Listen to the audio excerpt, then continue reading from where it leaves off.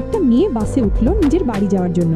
তাকে দেখেই বাসে বসে থাকা সব ছেলেরা নিজেদের সিট ঠিক করতে লাগলো। গোফে তাও দিয়ে স্মার্ট দেখানোর চেষ্টা করলো, কিন্তু মেয়েটি কারো পাশেই বসলো না। সে দেখলো এক সিটে একটা কুকুর বসে আছে।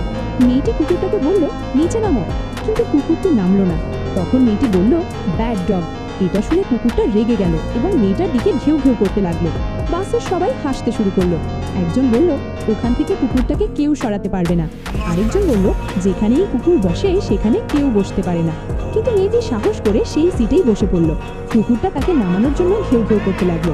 তখন মেয়েটি দাঁড়িয়ে কুকুরটার প্রশংসা করে একটা দারুণ বক্তৃতা দিল।